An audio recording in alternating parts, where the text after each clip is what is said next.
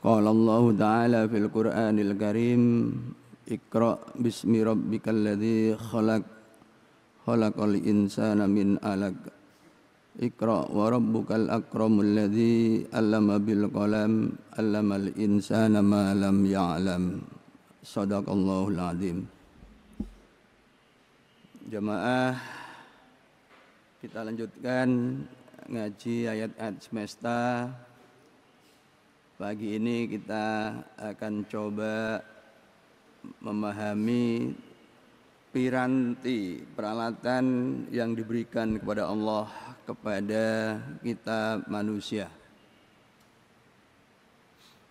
Saya ambil latar belakang Jabal Nur, foto Jabal Nur, dan kemudian ini adalah Gua Hira, tempat pertama kali baginda Rasulullah SAW menerima wahyu yang saya kutip di dalam mukaddimah tadi.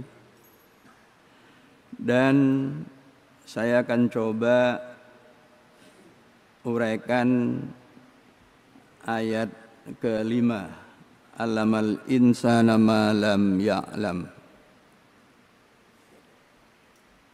Dia Allah yang telah mengajarkan manusia apa-apa yang belum diketahui.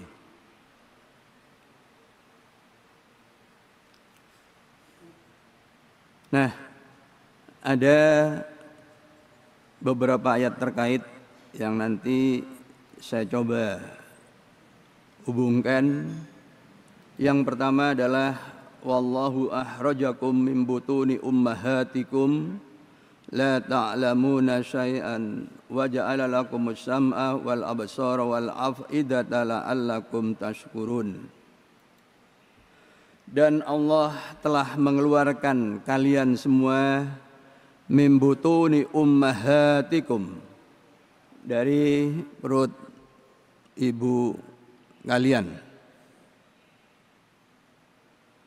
Jadi 9 bulan kita berada di dalam rahim seorang ibu, berada dalam kegelapan, dan kemudian dilahirkan, dan kita tidak tahu apapun. La ta'lamuna syai'an. Jadi ini berlaku untuk semua bayi yang lahir ke muka bumi. Tidak pandang ras, tidak pandang asal-usul. Semua bayi lahir dalam kondisi yang tidak tahu apapun. Nah, proseslah yang kemudian membuat seorang bayi tumbuh dan berkembang dan kemudian mengenali alam sekitar. Kita tahu bahwa tugas kita di muka bumi adalah tugas kekhalifahan, wakil Allah di bumi. Maka tentunya dalam rangka menyelesaikan, dalam rangka melaksanakan tugas-tugas ini, Allah memberi kemampuan bagi manusia untuk mengenali segala sesuatu, untuk mengenali baik buruk, untuk mengenali apa yang seharusnya bisa dilakukan dan apa yang seharusnya ditinggalkan. Nah, untuk itu Allah melengkapi diri kita dengan as-sam' wal absar wal af'idah. Jadi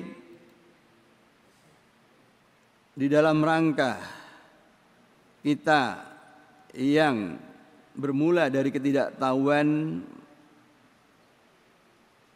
kemudian menjadi tahu, alamal insana ma lam ya'lam.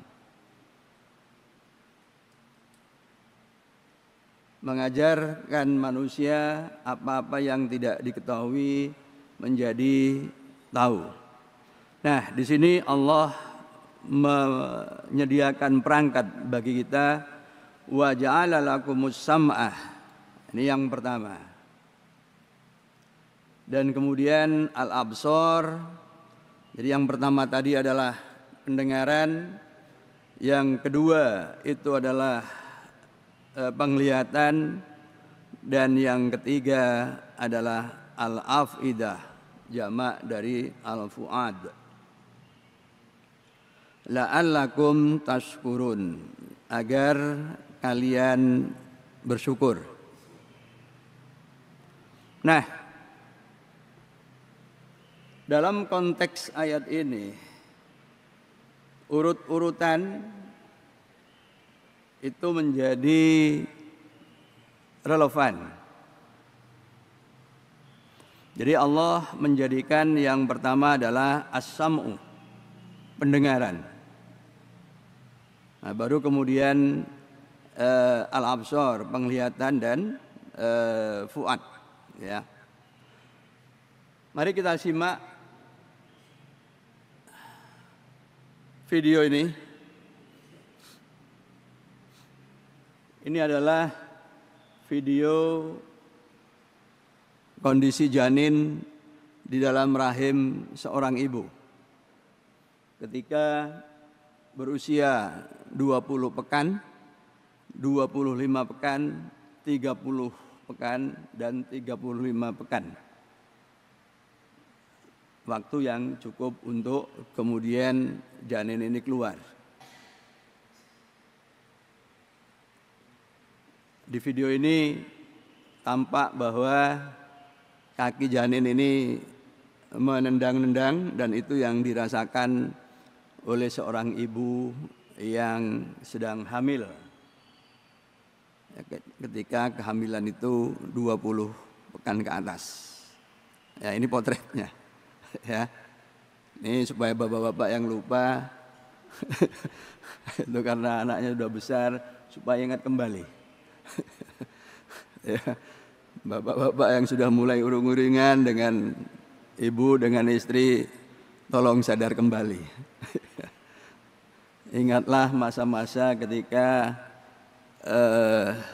romantis-romantisnya itu. Itu biasanya ketika usia kehamilan, ya sekitar ini. Ya, bagaimana kemudian seorang bapak mau mendengarkan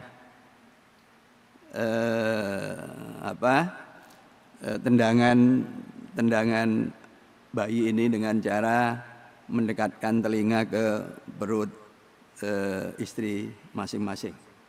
Ya, jadi tolong ini diingat kembali.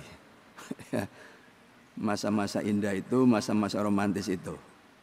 Ya, nah, poin yang mau saya ambil di sini itu pesan atau isyarat yang disampaikan di dalam surah Al-Qasas ayat 71. Qul ara'aitum in ja'alallahu 'alaikumul laila sarmadan ila yaumil qiyamah man ilahun ghairullahi ya'tikum bidiya'in afala tasma'un.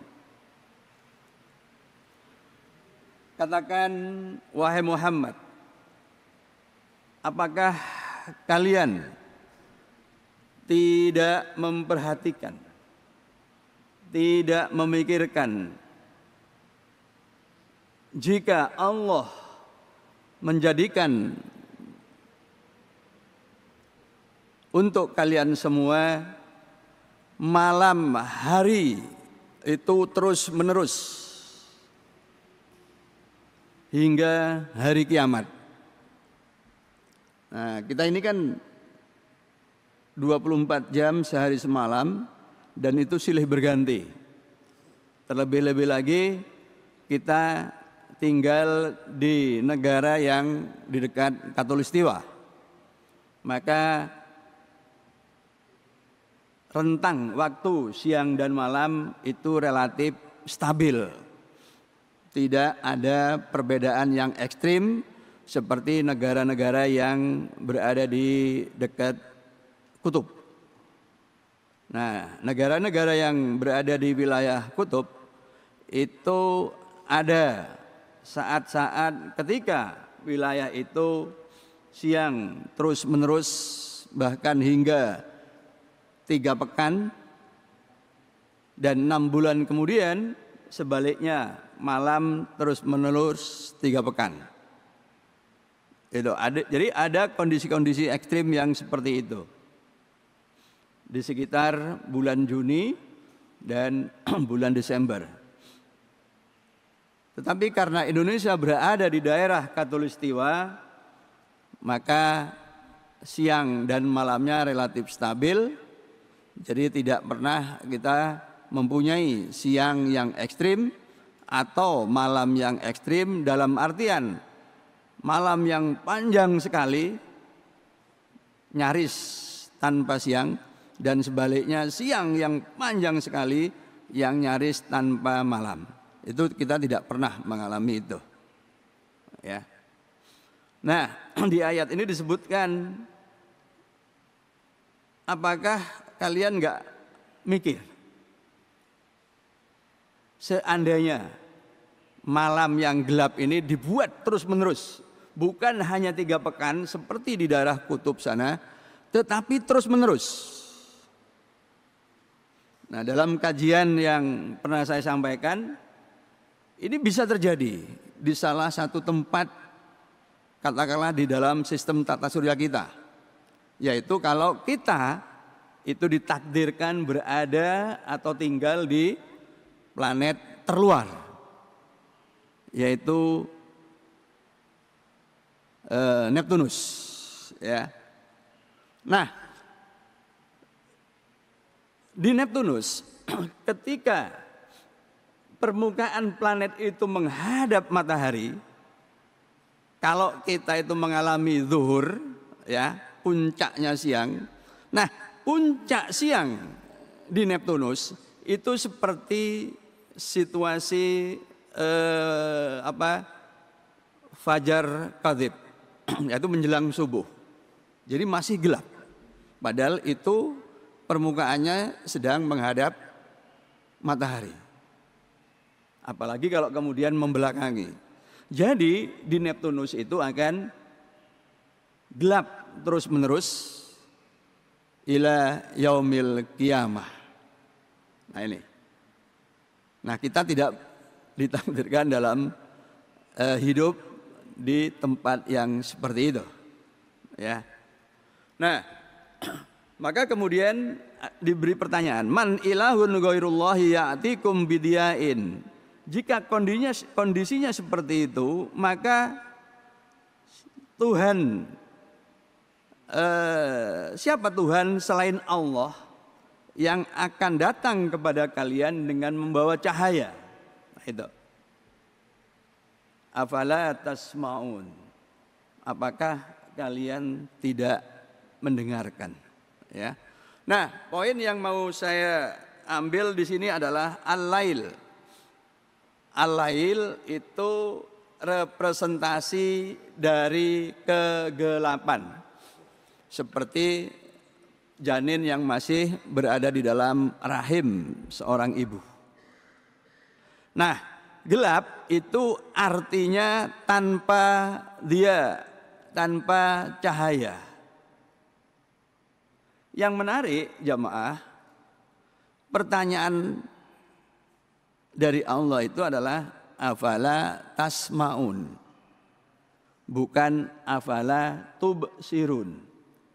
Nah, nanti ayat berikutnya kita lihat juga, ya, dalam kondisi yang kebalikannya.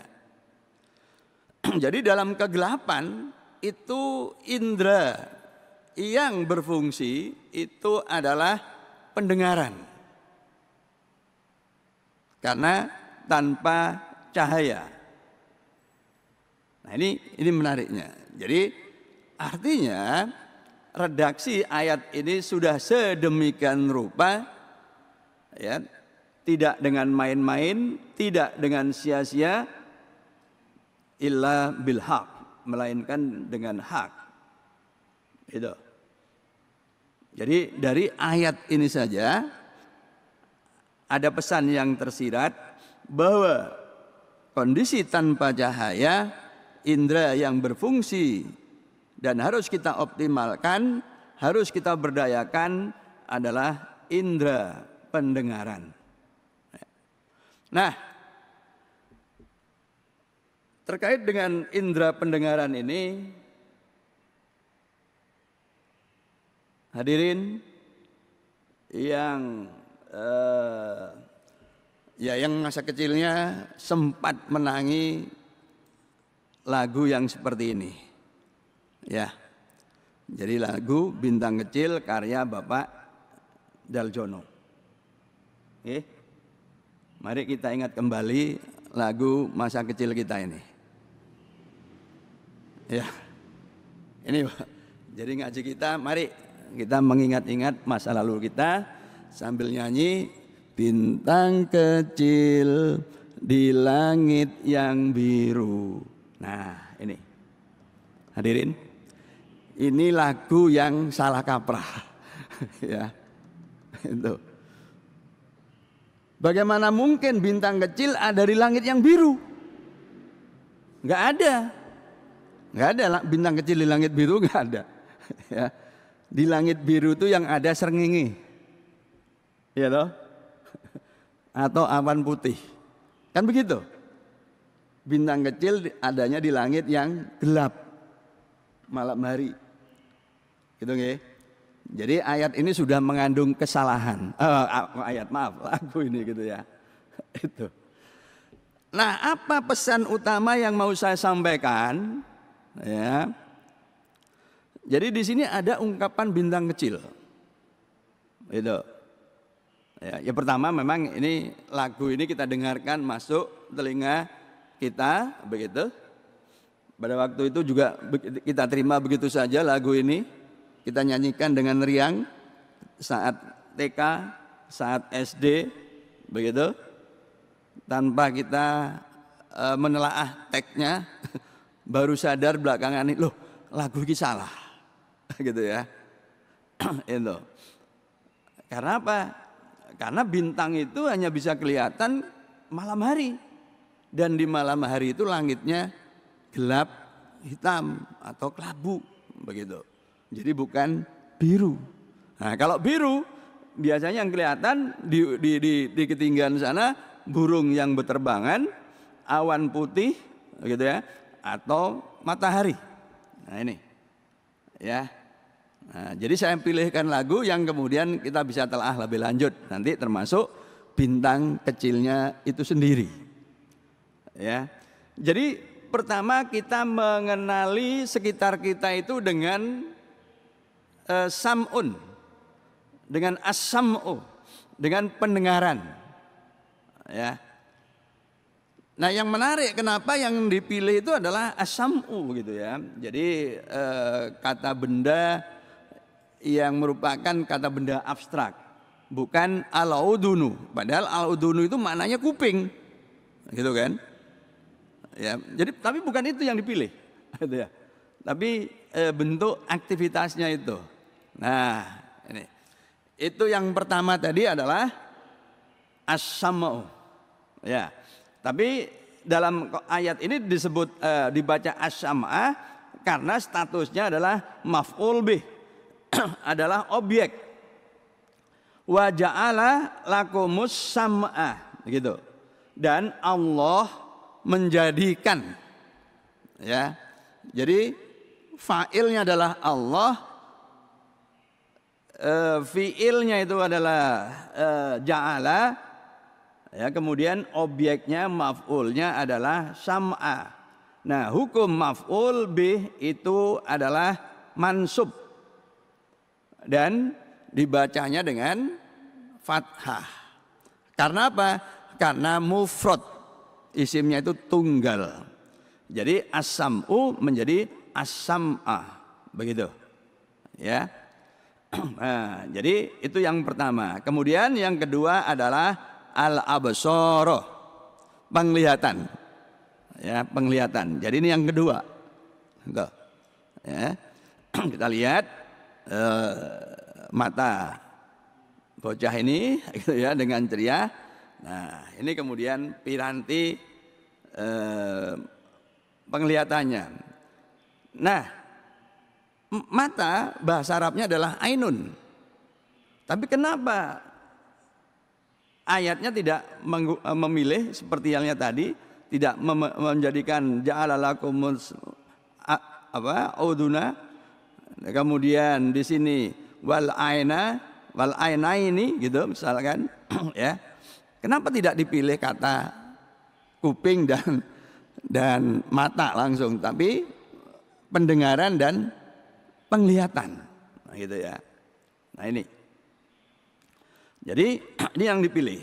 Nah, terkait dengan penglihatan ya, saya tampilkan ayat yang lanjutan dari surah Al-Qasas 71, yaitu Al-Qasas 72.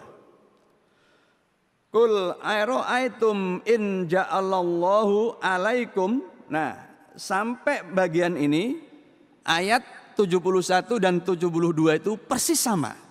Qul aira'aitum in ja'alallahu alaikum.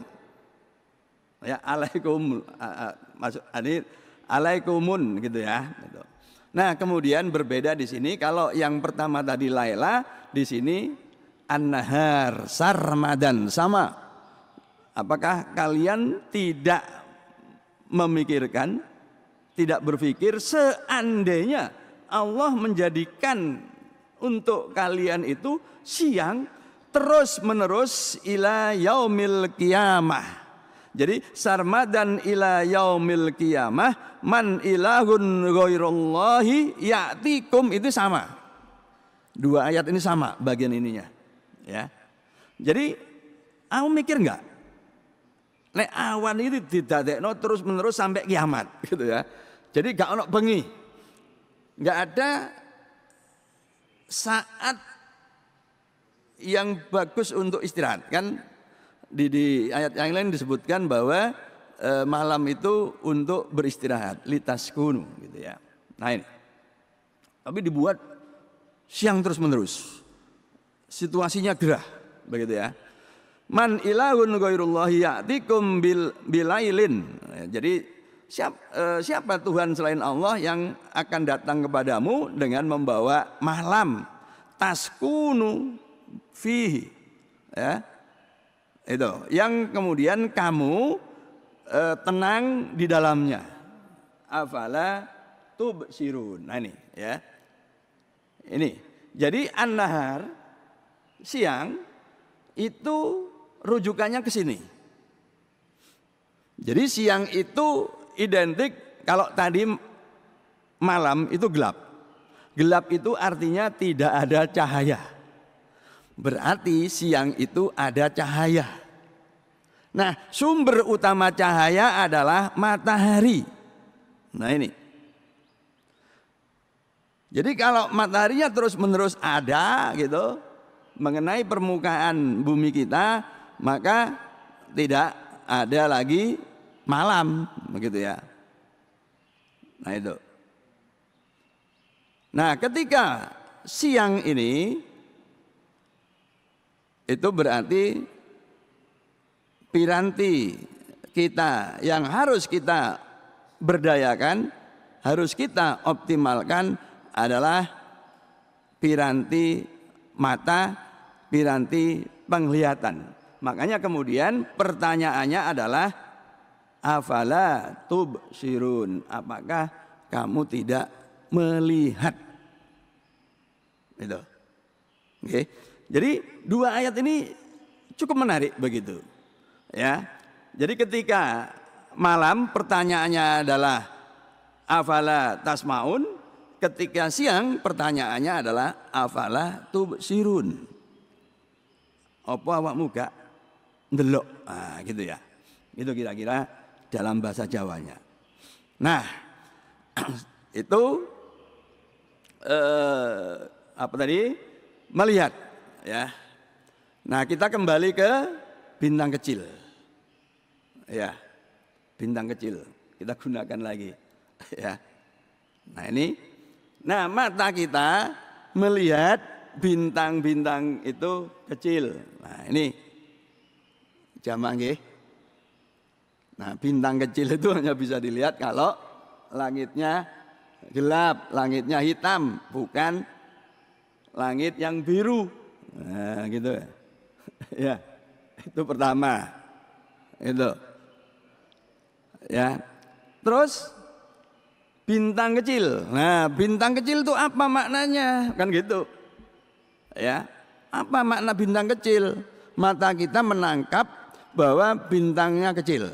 Itu direkam oleh Pak Daljono dalam lagu Bintang Kecil ya. Lagu favorit anak-anak TK di masa lalu. Ya. Itu perangkat yang kedua.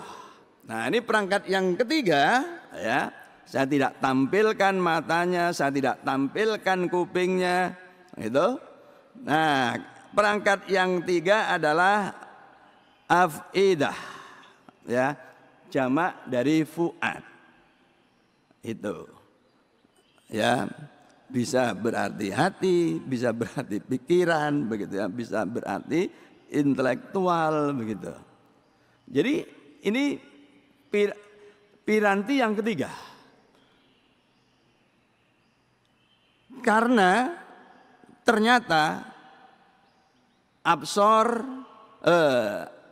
asma absor tadi itu tidak mewakili kenyataan, tidak mewakili realitas, begitu ya. Itu. Tadi bintang kecil menurut mata, menurut penglihatan. Tapi bagaimana sesungguhnya bintang itu? Itu kan pertanyaannya. Ya. Nah, maka dilengkapi dengan piranti yang ketiga yaitu fuad. Jamaknya al-afidah. Itu. Ya. Nah, sekarang kita lihat video ini, ya. Ini adalah video apa nih? Kereta api yang sedang meninggalkan, ya, meninggalkan tempat kita. Dengan kata lain ini menjauh. Ya. Itu. Apa yang bisa kita lihat dari video ini? Ya. Ini kan mewakili kondisi kita ketika kita di lapangan, kan gitu. Ya, kalau kita berada di stasiun misalnya atau di dekat rel kereta api, kemudian melihat ke arah kereta api yang menjauh kita, maka gambarannya akan seperti ini. Ya. Nah sebaliknya, ini kalau kemudian kita berada di dalam kereta apinya itu sendiri, ya, situasinya kan seperti ini. Itu.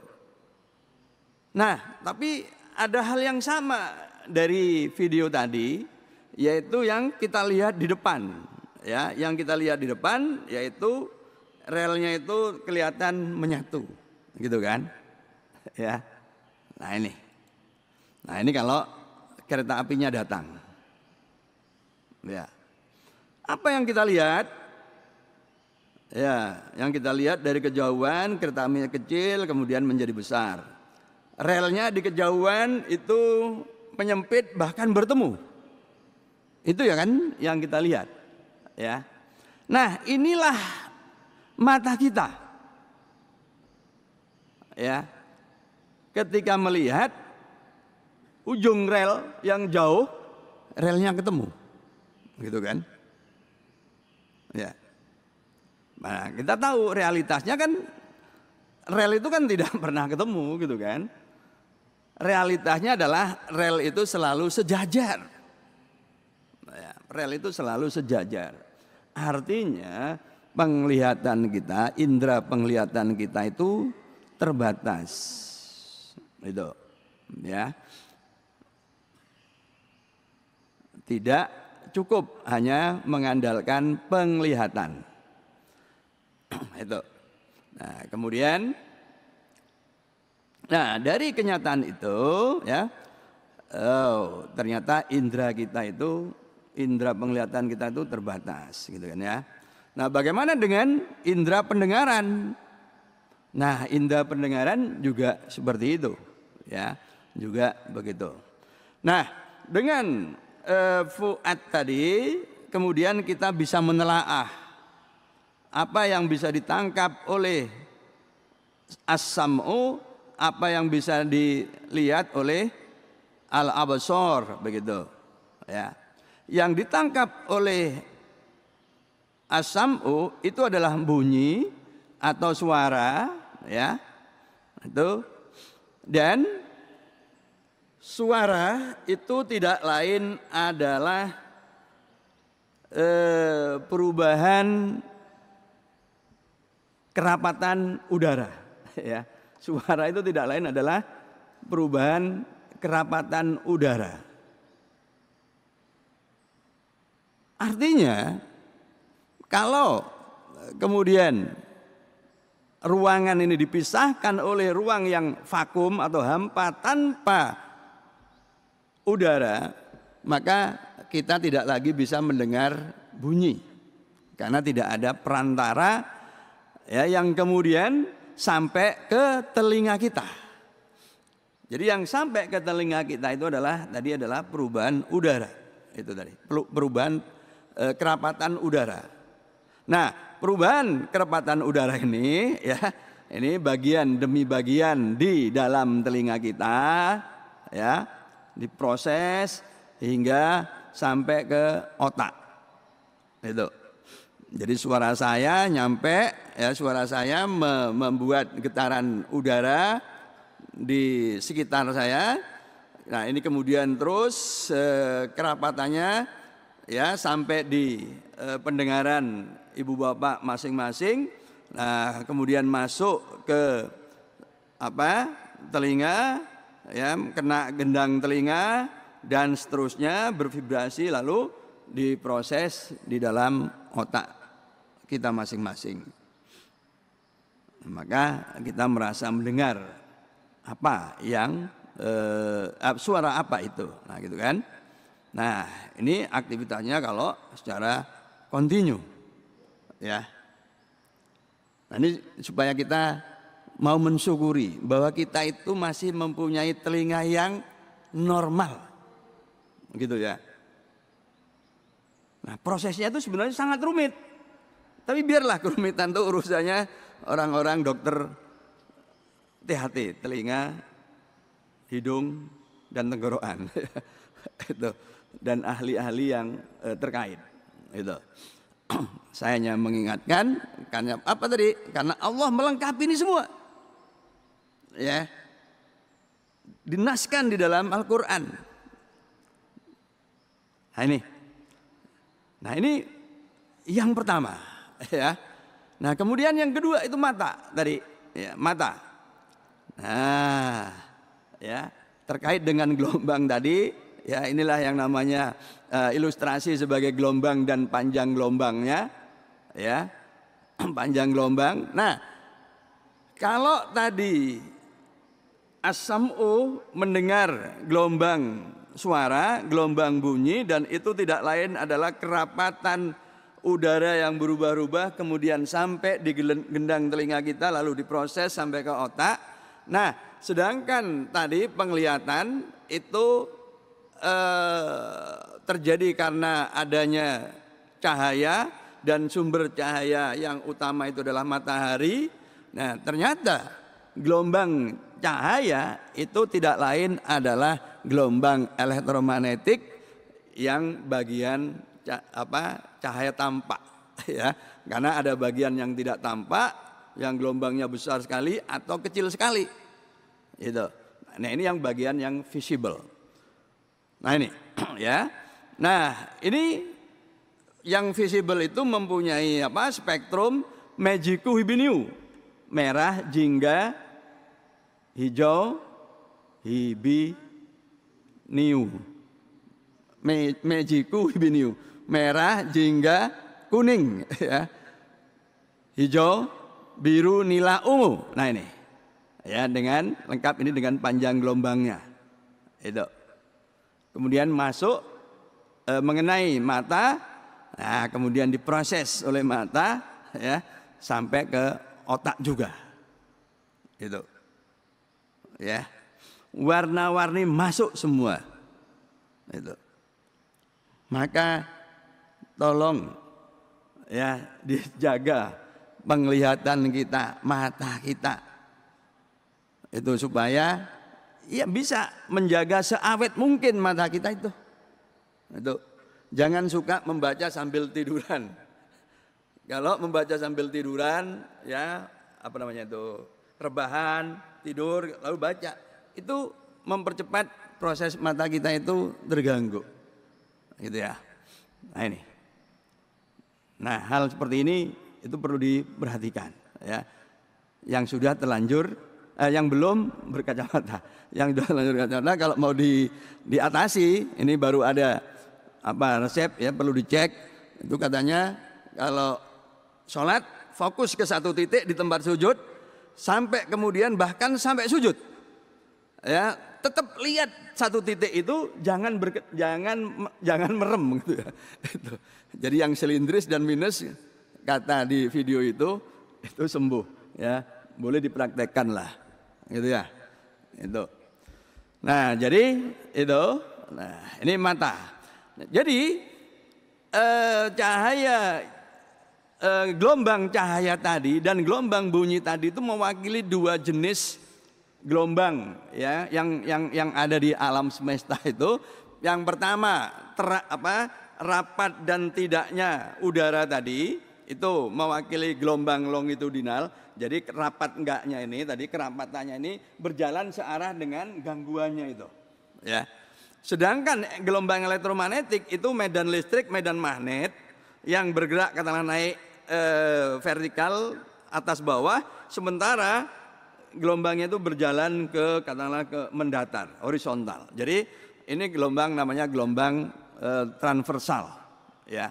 Itu mewakili dua jenis gelombang yang berbeda. Satu longitudinal diterima oleh telinga kita, kemudian gelombang transversal diterima oleh mata kita.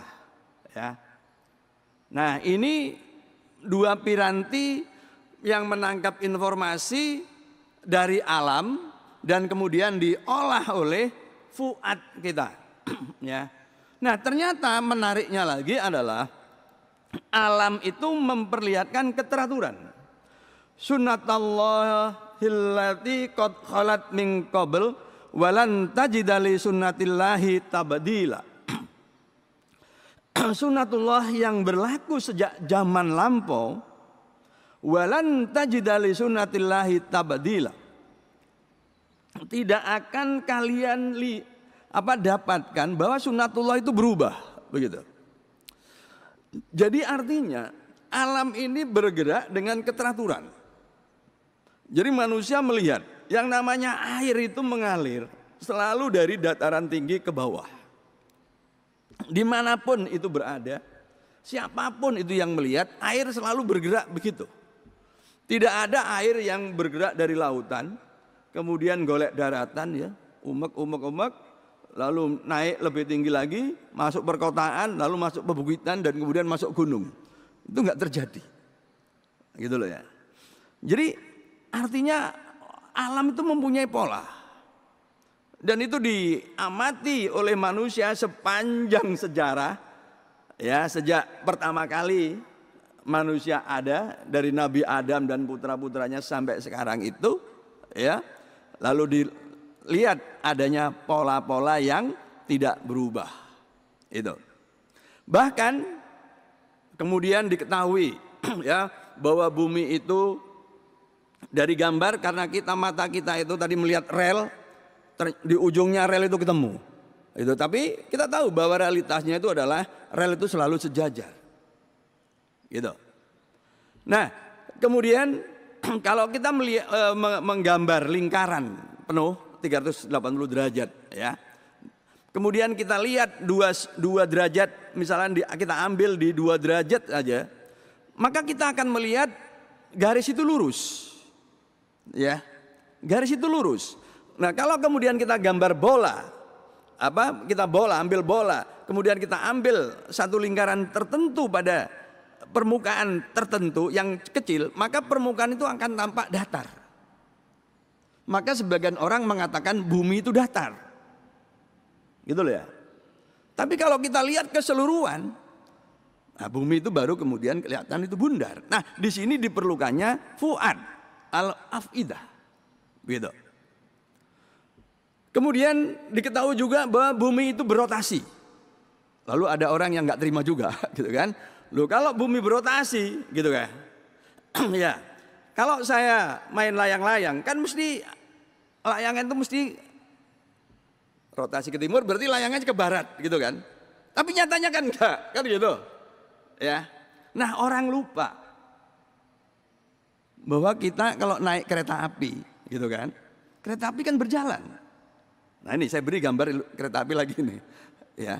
Coba kita kalau naik kereta api, ya, kita bawa koin atau apalah begitu, kemudian kita lempar-lempar, ya, kita lempar-lempar ke atas, gitu kan? Mestinya, kalau menurut logika kita bumi tadi berotasi, mestinya kalau kita bergerak ke atas, gitu ya, itu, maka ketika turun kita akan pindah tempat, kan begitu? Ya, yang nggak percaya bahwa bumi itu berotasi, gitu kan? Kan logikanya kan begitu. Nah, ini sebenarnya juga bisa logika itu kita bawa ke kereta api, gitu ya. Nah, kalau kita di kereta api kemudian lemparkan begini, toh nyatanya yang kita lempar itu kembali ke tangan kita. Padahal kita kan sudah bergeser. Kenapa ini jatuhnya ke tangan kita? Gitu kan. Tapi coba kalau kemudian kita lempar keluar jendela, bisa nggak kembali ke kita? Pasti nggak bisa. Nah, sama dengan lemparan tadi, kalau keluar sampai di lapisan atmosfer yang luar, ini memang nggak akan kembali ke muka bumi, begitu loh ya. Nah ini, jadi ada banyak fenomena yang dalam skala besar itu sulit kita abstraksi, tapi sebenarnya bisa kita temukan padanannya itu di sekitar kita. Misalkan ini di dalam kereta api, tapi memang di sini kemudian diperlukan abstraksi, imajinasi. Itulah peran fuad, perangkat yang ketiga yang disebutkan di dalam ayat tadi. Supaya benda jatuh itu sama bagi semua orang. Karena begini, karena waktu itu kan tidak sama bagi semua orang ya, waktu. Itu. Bagi orang yang buru-buru, waktu nunggu itu terasa lama, gitu. Tapi bagi orang yang katakanlah mau ditagih utang gitu ya, waktu terasa cepat gitu kan ya. Waktu terasa cepat gitu. Nah, tapi bagi saya non sewu ini, saya ini kan hari-hari ini sebenarnya sedang nunggu panggilan dari Depak. Jadi berangkat nggak sih gitu kan. Itu rasanya nunggu itu lama gitu kan ya. Sehingga kemudian semua undangan yang Dzulhijjah ini saya tolaki, Pak. Saya tolaki gitu. Kenapa? Karena jangan-jangan saya nanti jadi dipanggil oleh Depak gitu kan. Kan di Surabaya ini yang cadangan-cadangan itu biasanya dipanggil, ada yang dipanggilnya itu 3 hari menjelang berangkat kan gitu. Nah, keberangkatan terakhir kan tanggal 10. Ya udah saya tunggu sampai tanggal 7. Kalau tanggal 7 gak dipanggil berarti memang gak situ berangkat yang sekarang gitu kan. Nah, artinya waktu itu menjadi terasa berbeda itu tergantung perasaan. Nah, supaya tidak menjadi subjektif, maka kemudian info-info yang diterima dengan sam'un maupun absor tadi dirumuskan secara kuantitatif dengan matematika. Itulah sains gitu ya. Jadi sains itu dibuat supaya mengurangi subjektivitas. Begitu. Meskipun sains itu tetap saja bergantung kepada kepada isi hati seseorang, gitu loh ya. Itu. Jadi sains itu kan menggambarkan realitas alam, tapi ibarat diri kita dipotret. Jadi sains itu sebenarnya ibarat kamera. Maka hasil potretan kamera itu tentu bergantung kepada jernih dan tidaknya lensa. Demikian juga dengan ilmu pengetahuan yang merupakan hasil tangkapan indera mata dan indera telinga, kemudian diolah. Nah, olahan ini kemudian tiga piranti ini dimiliki oleh seseorang, tentu kemudian bergantung pada ideologinya. Materialisme mengatakan tidak ada hal yang transenden, tidak ada hal yang selain material, maka semua konstruksi alam semesta itu adalah sains yang ateistik. Itu. Makanya kemudian prinsip materialisme ilmiah mengatakan materi tidak diciptakan dan tidak dapat dimusnahkan. Materi ada dalam keabadian.